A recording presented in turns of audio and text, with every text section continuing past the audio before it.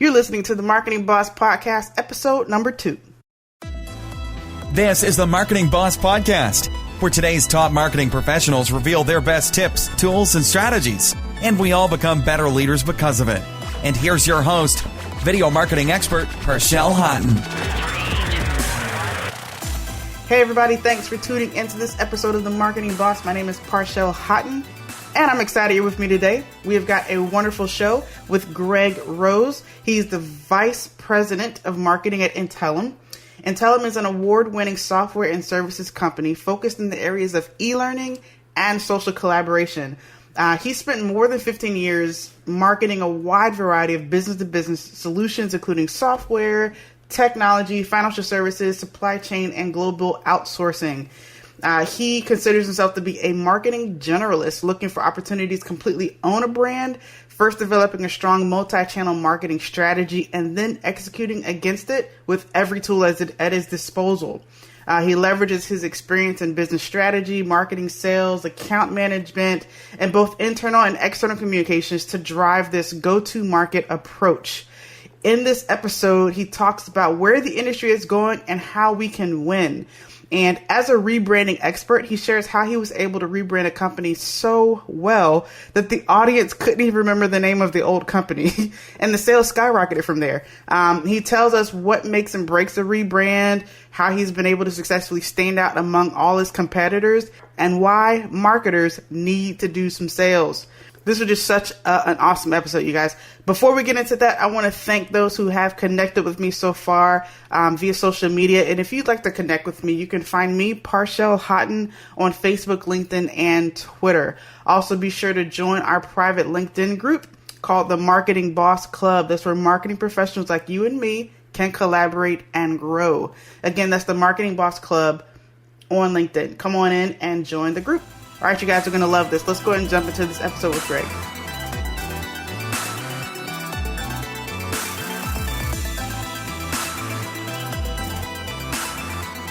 All right, I'm so happy to welcome Greg Rose to the show. Greg, thanks so much for being on the show today. My pleasure.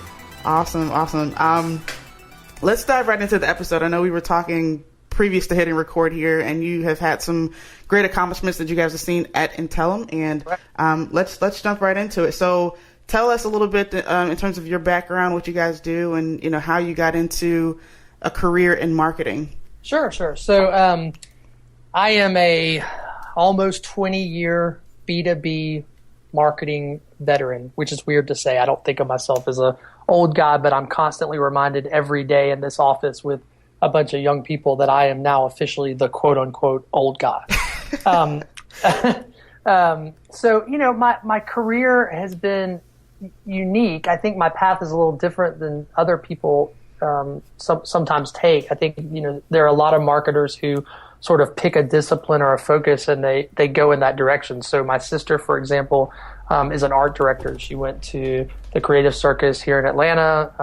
She's worked for a number of companies, but she has a very specific path, right? And a very, very sort of clear expertise. I'm a little different. I've done a little bit of everything. So I have worked for ad agencies. I've worked for PR firms. I've owned my own agency. I've consulted on my own. I've worked for the Fortune 100 as an employee. I've been on both the agency, the client side. I mean, marketing, PR, creative, strategy, sales. I've done a little bit of everything, and that's partially by design. I mean, I think, for me, as I started my professional career and going down that path, one thing is I'm interested in everything to do with this process of communicating and communicating value to people in a way that makes them want to purchase something. That whole idea fascinates me, and there's so many things involved in that communication and in that process. I've wanted to learn as much about each one of them as I can. So earlier in my career, I had the tendency to just kind of find an opportunity to learn something new and then go do that for a while. And once I felt like, I had mastered something or knew how to do something, then I turned my attention to something else. So I am at this point, I am part, marketing strategist, part sales strategist, sales hacker is probably a better way to define it. Okay. I am a creative. I'm certainly a copywriter. I'm a pseudo designer. I wouldn't call myself the best graphic designer, but I'm certainly capable of doing that too. Web development, social media strategy. I definitely media relations. And I kind of work as a one-man shop. I mean, I like to find a place that needs a comprehensive approach to marketing and communication, and then get in there and start doing the work. I'm a big believer in being a doer. Even if you're managing a team of doers, I think that you've got to, roll your sleeves up and get work done. And that means that you have to know how to do the work. And that's how you get people to, that's how you effectively lead people, is by being able to demonstrate your expertise and show them how to do stuff. And so that's kind of the path I've taken. That's awesome. And I know that, like for me, for example, I have a lot of experience in education as well as in media. And like you said, you have these different disciplinary approaches, if you will. And I think it all comes together so well to really comprehensively strategize for your company and for those that you've been able to help. So that is amazing. Yeah, and I love that. I think you're right, and I think we're going. I think the industry is going in that direction too. I think understanding different disciplines is going to be a key part of continuing to be successful as a marketer. I don't know that, and my niche is largely. We'll talk about this, I'm sure, in a little more detail. But I like the David compared to the Goliath play. I like to be the small. The small company that's making waves. And so I think in that scenario in particular, the ability to pull together the right channels to win is increasingly important. And that's what companies like the one I work for now are looking for. Absolutely.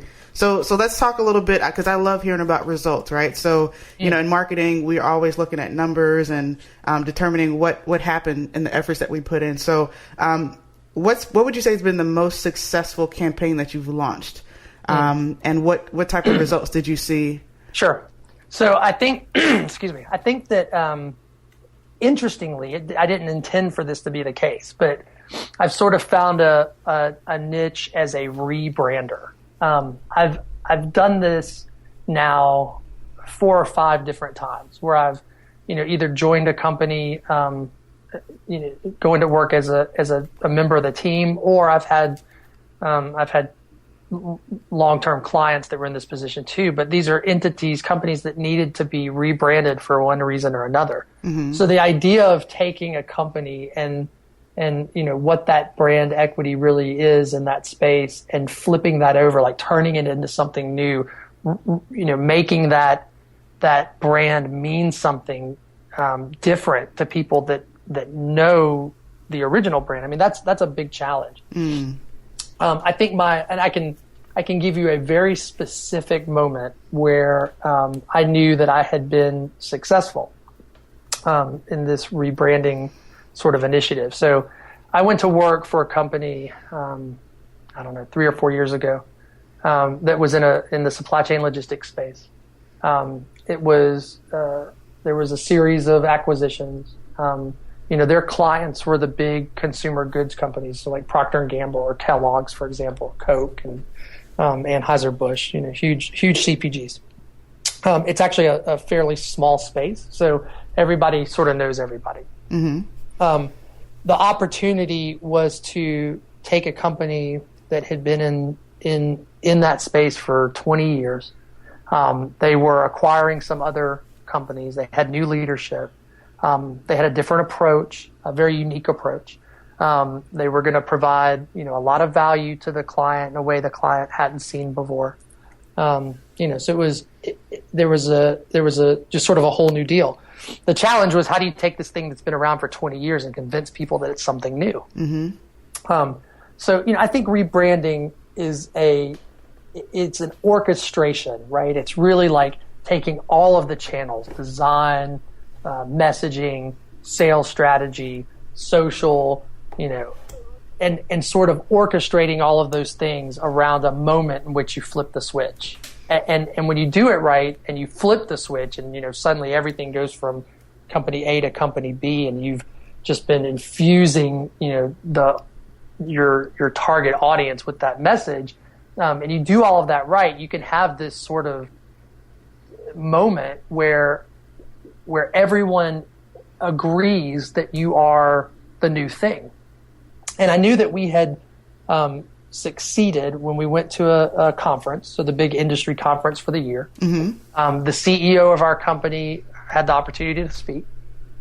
We had successfully rebranded and had been that new entity for about a year. So he got up in front of all of the industry buyers, so all the CPGs, all of our competitors, right, all of his peers, people he's known for 30 or 40 years. And he started by asking the audience if they could tell him the name of the old company. Just shout it out. Nobody in the audience could do it.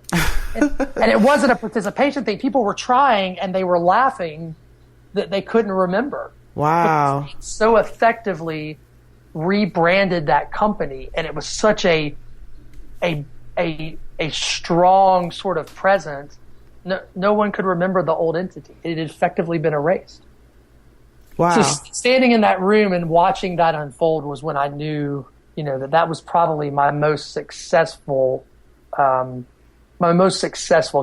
Now, in terms of numbers, certainly, that entity's sales skyrocketed, right? We grew, and in revenue, 2 or 3-fold. It was incredibly successful from a sales perspective. But I think, I think from a long-term perspective, that was probably the most, the most successful campaign I've ever waged. Wow, that is awesome. They get the engagement from the audience, and it's like no one can even. Yeah, they were. People were literally like giggling because they knew they should know, but we had just we had come so strong with the new brand that they just couldn't remember. And that's when we just won there. Wow. So tell me a little bit more then in that regard, in terms of because I know that there's a number of moving pieces involved in a rebrand of that size and of that magnitude. So all those different components, what would you say was the most impactful, in all those different moving pieces? Yeah, I think, when you rebrand, there are some obvious, things that have to be addressed. So, you've got to create a new name. That is very difficult to do, especially when you're working with an entity that's established, right? So there's a name that, for better or for worse, means something, both to the people that work there and to the industry. And so, picking a name is hard. You got to pick the right name. You got to come up with the right creative. You've got to, I think when you're doing a rebranding, the mark itself is the most important thing. Like, it's got to be something everybody can get behind. So then you've got to make sure that, the messaging aligns with the actual creative itself, and that the messaging is as impactful and on point as the brand is. You've got to think through, all of the channels that you use, so social media, and how you're going to use that. I think those things are fairly obvious. Mm-hmm. But Absolutely. I'll tell you what I think makes or breaks a rebranding. Having done this a number of times, and I think this was a key part to the success of the rebranding that we just talked about. I think there are 2 things that people don't do well, and that are crucial and have to be done correctly. Number 1 is that I believe there should be a flip the switch moment. So oftentimes companies, they're in a hurry and they just start kind of doing stuff. Like, they flip the website over and they're like, hey, Incom is now, a math source, right? And so they flip and everybody's email address changes. Okay, that's the obvious stuff, right? But right. I think the power of a rebrand is as much about the employee experience as it is the customer experience. And I think there's some magic that goes into a rebrand. If you flip the switch, I mean, everywhere, right? Like I'm saying that on Friday, you leave the office as company A, and on Monday morning, everything that has that company A logo or name in it or on it ceases to exist. So I'm talking about the invoices that finance sends to clients. I'm talking about the signage outside of different buildings. I'm talking about the phone card that's got people's extension numbers on it next to your phone. I'm talking about, obviously, things like business cards and email addresses. But again, those are the obvious things. I want to hunt for, paperwork and files on Google Drive and any place that brand, that previous brand or mark exists. I actually build a massive spreadsheet of, we do an audit at the beginning of a rebranding and find every single one of those instances. And then we systematically go through and plan for how we're going to address that instance during that flip the switch weekend.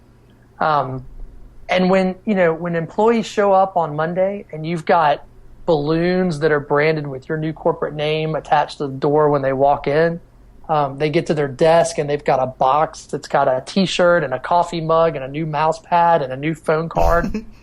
when you're sending clients, your key clients are getting care packages in the mail. When all of the obvious things like the site and what people say on their voicemail messages, right? Like, phones. I mean, every single thing you can think of has been flipped over. There is magic in that. And I think people, they take notice, and from a client perspective, they have an experience that's like, wow, that was really cool, and they remember that. I think that's the kind of thing that really led to that moment in that huge conference where people giggled because they couldn't remember the name of the old company. It had just become such an experience for both the client and the employees that we just erased the old name. Yeah, that's got to be, maybe that could be a test, that other people can do, get a group of people together and ask if they can remember what the previous name was, I actually had a bet with the CEO of that company during this transition that I had a $100 bet with him that I had found and had a plan to address every single instance of the old name or logo. So I bet him $100 that there was no way on that Monday morning that he would be able to find any single instance. And I will tell you that I lost the bet. Now I will say this guy he liked to bet. So he was meticulous, but he ended up, and this was good for me because I found hundreds, if not thousands of instances that we wouldn't have found otherwise. I put together a team and we went through each location. We had like 8 locations. We went through each location and there were different people responsible for their locations and finding all the instances. He actually was able to find a sign on the back of a warehouse door about not closing the door that in the bottom corner had the old logo on it. And that was the one that we missed. Oh, wow. But, I mean, that shows you how deep this thing went, right? There was just this old tattered piece of paper taped to the back of a warehouse door that nobody used. That was the only instance. And I think that's the kind of detail you got to go through in a rebranding to make it really work. Oh, absolutely. Absolutely. That's amazing that you guys are able to do that. It was cool. Yeah. Well, let's talk a little bit then, from the buyer's perspective. I know today there's so much information that's on the internet. There's so many things that are right at their fingertips, right? What has been your approach to embracing, those new developments that are coming about? Oh, yeah. I mean, I think you're right. Like, maybe every generation says this. I don't know. I mean, maybe we always are in a place where we're saying, all of a sudden people have more data than they've ever had before. Maybe we're just going to be saying that, right? But I mean, I do feel like even in, let's say, the last 10 years, there's a change in at least in the impression of knowledge that a buyer comes into a conversation with. What I mean by that is, I'm not sure that they're actually as knowledgeable on the details as they feel like they are. The internet, we sometimes assume that all of the information on the internet is correct or is factually true or is up to date. And so I think a lot of times people come into a conversation thinking they know stuff that they don't actually, they may be mistaken. Mm-hmm. However, I do think that buyers are generally more prepared and have more information behind them coming into a discussion than they used to. 10 years ago, I think in the B2B space, I generally am in a long sales cycle, high dollar kind of sales environment. And so I think, 10 years ago, we did a lot of education about the space and the need for tools at the beginning of the buying process. I think today, the only education that we do at the beginning of the buying process is around maybe re-education. They may mistakenly, they have a perceived knowledge that we may want to alter. So they think something that we may not want them to think, but we're not doing as much education. I think you're right. They come into the sales process armed, right, with lots of data and information. Mm-hmm. Part of that is because, I think regardless of the industry, all companies are pumping out data. We're all, as marketers, we're all pushing information. All over the place, right? Mm-hmm. Not even sure we know why we're doing it. We just know that we're supposed to. So we're writing blogs and we're doing white papers and we're thinking about content marketing and we're tweeting things. All of this stuff is going out. So when people are searching for information about your space and they include you in the list of companies they're looking for, they've got all this data that they can compare. It used to be different, right? We were very controlled about what they saw and how they saw it. I think that as a result, what has changed for me is that even though we're pushing out a lot of data, and even though there's a lot of information, I'm sort of going the other way. I think the opportunity is to use that initial touch point, like that first sales call, for example, to just clearly define what the two things are that make you different. Mm. And not rely on a bunch of, I'm the king marketing spinner, so I'm going to say this knowing that I'm picking on myself. Not rely on a lot of marketing content that's just saying stuff, and spinning stuff because you feel like you've got to say the same things that other people say. I think, for me, and again, this is probably partially due to my, this idea that we're the David in a field of Goliath. I want to call out very quickly up front. These are the two things we do well.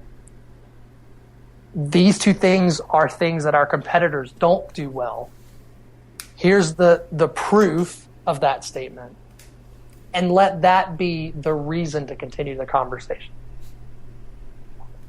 Wow, I love that. So 2 things that we do well, 2 things our competitors don't do well. Mm-hmm.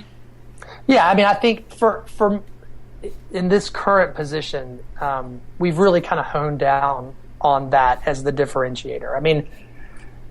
This is so I am in the ed tech space, learning space, corporate enterprise learning. Mm-hmm. Very crowded field. There's 300 plus companies that do something that could be considered a direct competitor to us. There is more noise in this market than I've ever encountered in any other vertical.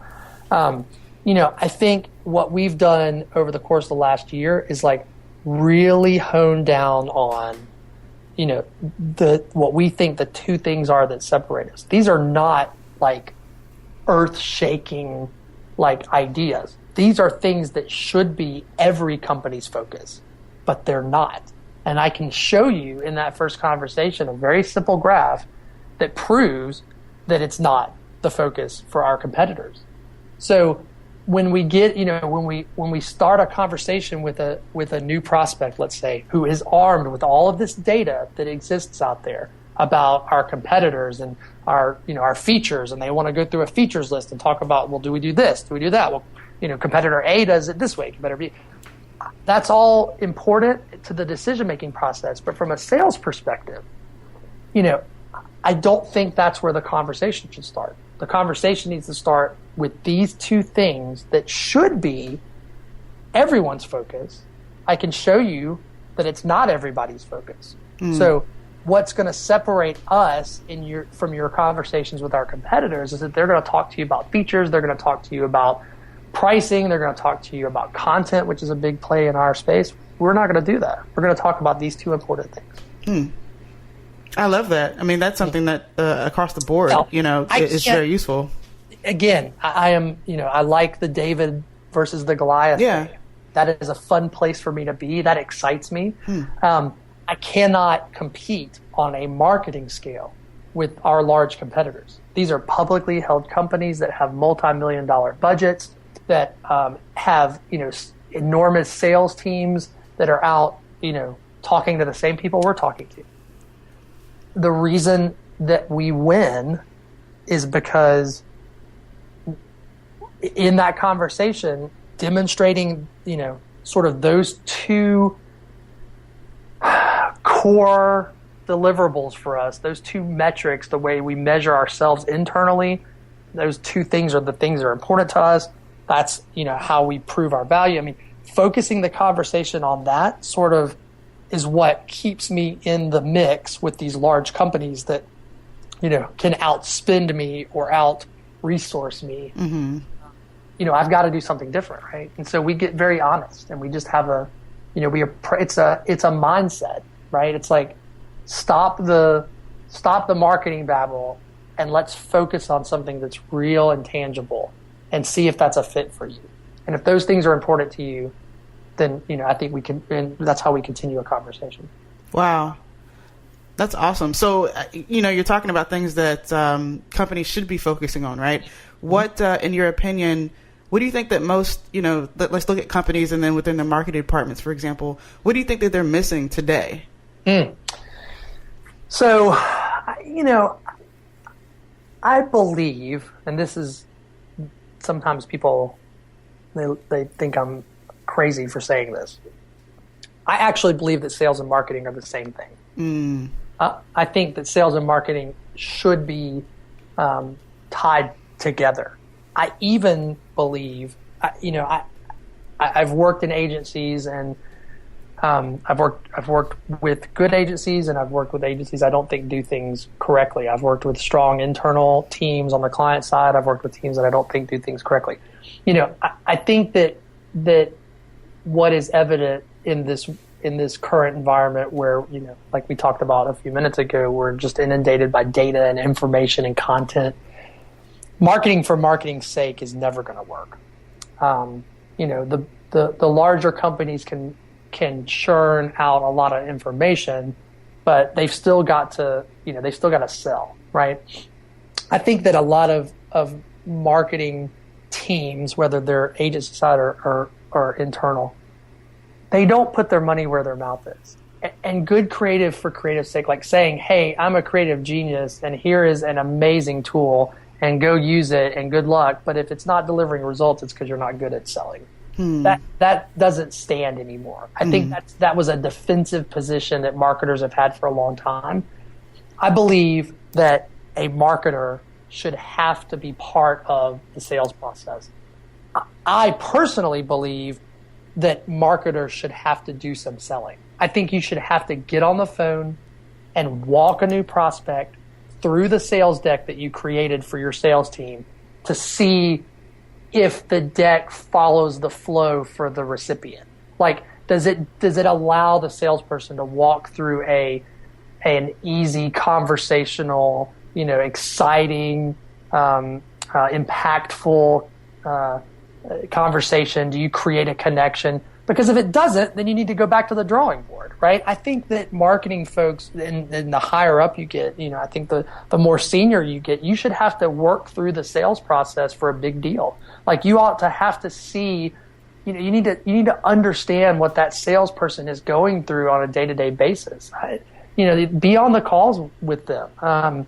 Do the calls yourself. Lead the call and let the salesperson be there to just kind of manage the relationship. But, use the tools. See how they work in the field and what works and doesn't work. And so ultimately, that's how I always seem to come back to this idea that sales and marketing are the same thing. Like if I'm not on the phone or, in a meeting talking to a prospect or a client and using these tools that I'm creating and seeing what works and doesn't work and then going back and tweaking them and changing them, then I'm not delivering something that really works.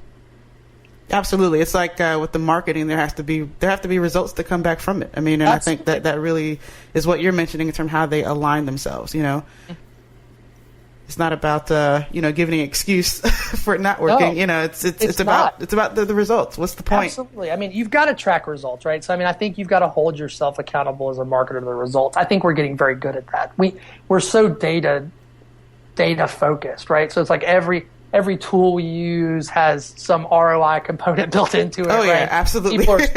People are spending all of their time looking at Google Analytics or open rates for email, or they're tracking closes and they're trying to figure out how the tools that they delivered impacted that salesperson's ability to close. I think all of that's really important.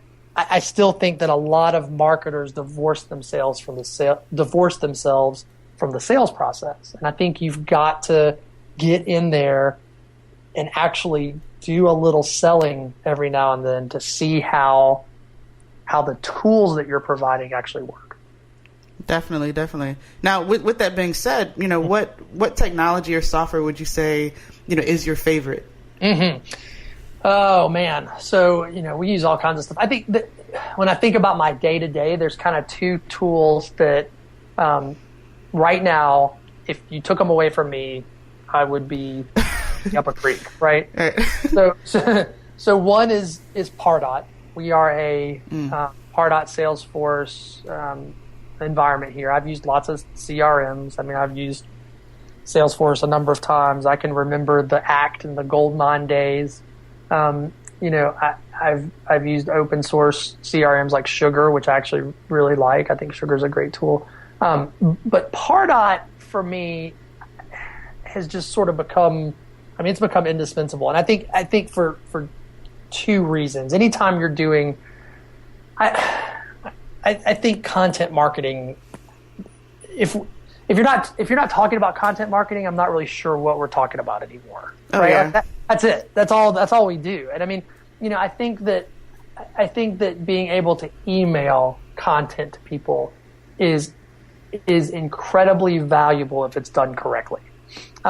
So the ability to, and we can talk about what that is, by the way. I have very specific thoughts on what drip looks like and how that should work. But I think the ability to reach people effectively by email is still very, very viable. The difference is you've got to give them something that they care about. So I'm not talking about spamming people into getting on the phone with you. There is a way to demonstrate expertise and use that and give people information and content that makes them better at their jobs. If that's your goal and your focus, then by doing that, you can start to measure engagement, and you create some kind of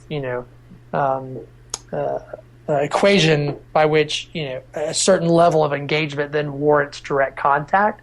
And the idea then is that by demonstrating a certain level of engagement, people are receptive to your message and they know who you are and they see value in you. So they're going to take a phone call and talk about how your product or service can deliver the same kind of impact this content you're giving them has done for them personally, right? Like that's how all that should work. I think being able to do that effectively is really what the goal should be right now.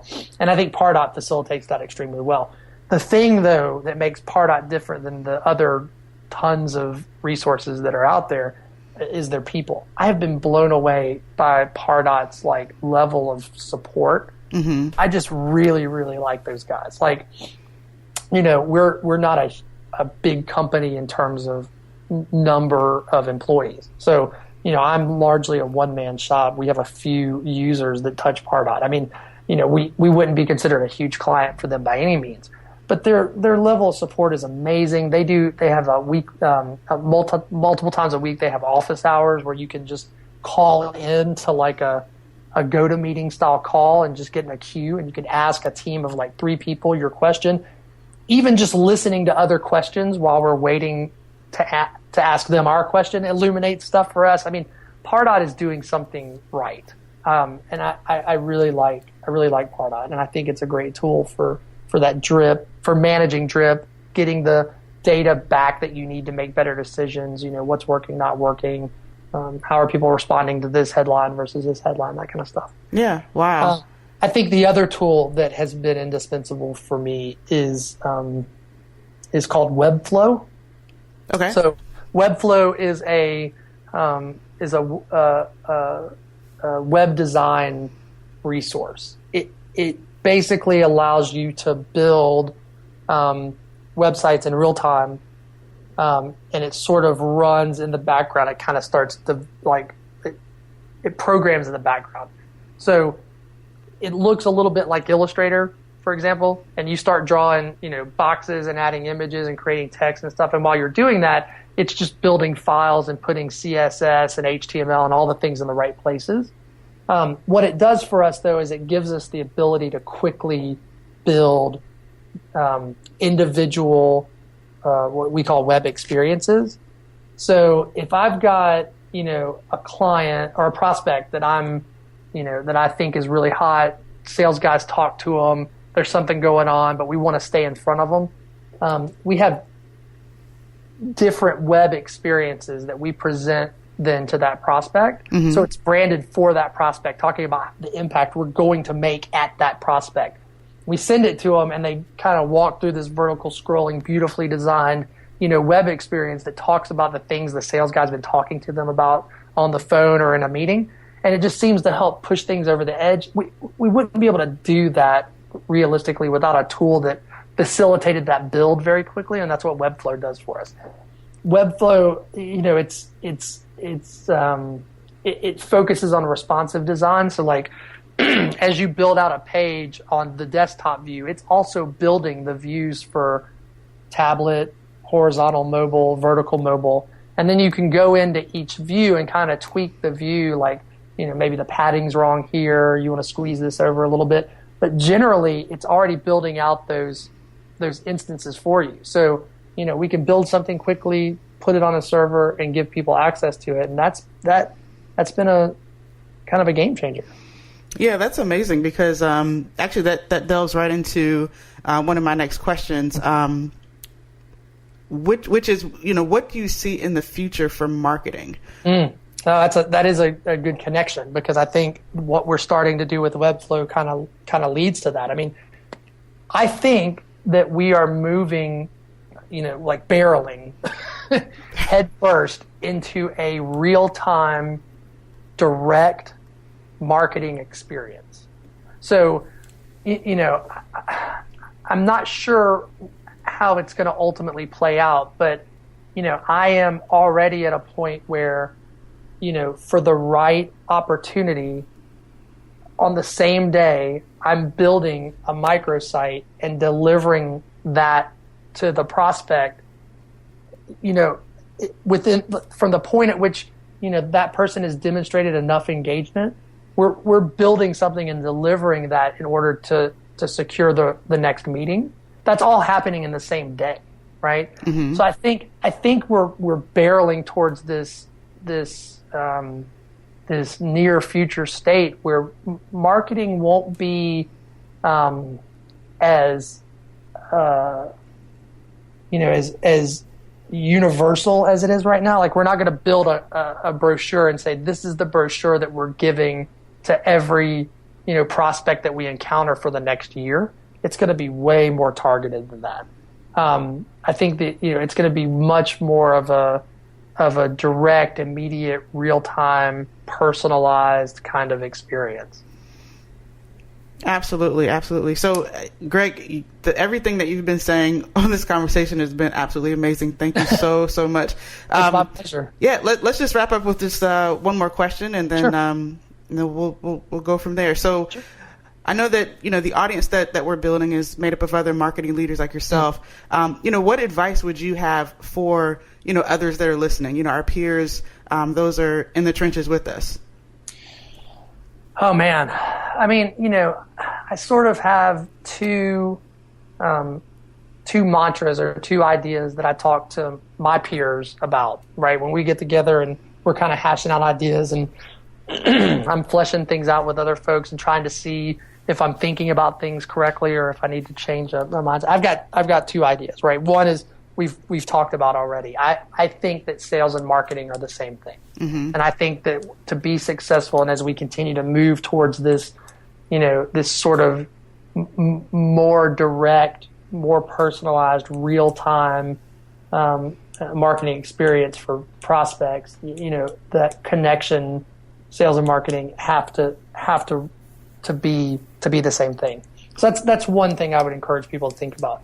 The second thing that I'm very aware of right now is that selling a service, marketing a service is no longer enough.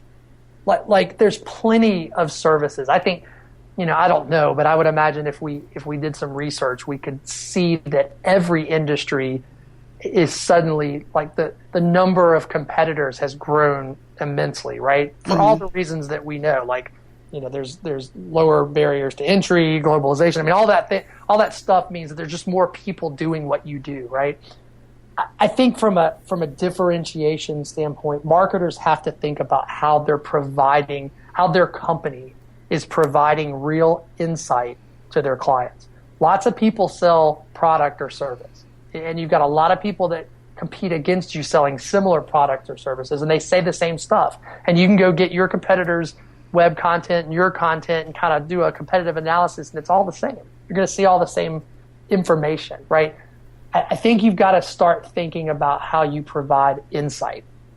In most B2B industries or verticals, let's say, a lot of service and product is starting, we go through these cycles where, like, for a while the buyer will want one solution that covers a lot of ground. And then, 8-10 years later, that'll switch, and there'll be, somebody will call for best of breed, multiple providers that focus on individual things. And then we'll go back through the cycle again.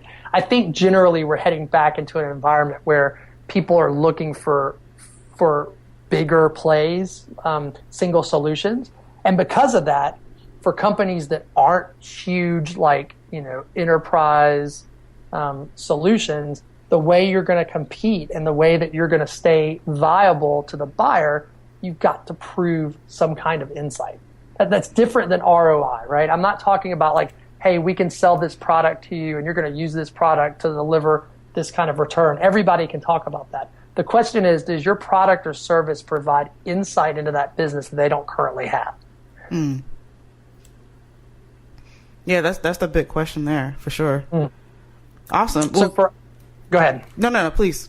I was just going to say, so, for us, it's not just about delivering training, right? It's got to be around how we can show that our tools have allowed the company to move the needle on one of their corporate goals. That's an example of insight. I think the sell and the message has to go in that direction. It can't just be like, hey, we deliver training and it's really good and you're going to train more people and you'll see lots of completions. We've got to get into, like, hey, you've got this goal, so we're going to show you how using this tool and this tool and this tool is going to allow you to deliver, reinforce, and measure that training initiative to see what the impact was on your bottom line. Absolutely. I mean, it to me, it points back to what I've learned, which is, people aren't buying just that, whatever that widget is or that tool. It's really about the result. Like, that's what they care about. If, if it was something else that was going to help them reach that goal, then they would, purchase and that I would or say, sign up for that. Absolutely. And I would say the insight is getting outside of your comfort zone. Like, hey, yes, we sell tools that are geared towards training, but let's talk about how your training initiatives, you're going to use our tools to demonstrate to your company how your training initiatives have impacted the company's bottom line. That's a stretch, and that's a scarier place for a lot of marketers and business leaders to go because it's hard to do, right? Mm-hmm. But I think if you can do it, if you can push yourself to demonstrate insight, really valuable information that makes the company better, that gets your value outside of just the sort of department or niche part of the company that you serve, and shows the larger company how you're impacting their business, how you're impacting their bottom line, that's how you're going to stay, you're going to remain an important vendor. That's how you're going to solidify your position. That's how you're going to outperform your competitors. Absolutely. Greg, this is such valuable information. Thank you so much again for it's my pleasure. Yeah, for being here. So, of course, if listeners want to to reach out to you, what's the best way for them to contact you? I'm on LinkedIn /Gregory M. Rose. Awesome.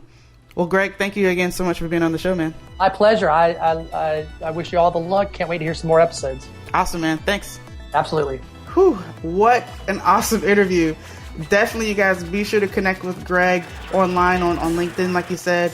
And if you enjoyed this podcast, please be sure to subscribe on iTunes or Stitcher. Leave a review, share this episode. I really appreciate it, you guys. And that pretty much does it for this episode. Thanks again for tuning in. And until next time, remember, a good boss is a good leader. Go out there, serve your gift to the world, because you're the boss. Thanks so much for listening to the Marketing Boss Podcast with your host, video marketing expert, Parshell Houghton. We'll catch you next time.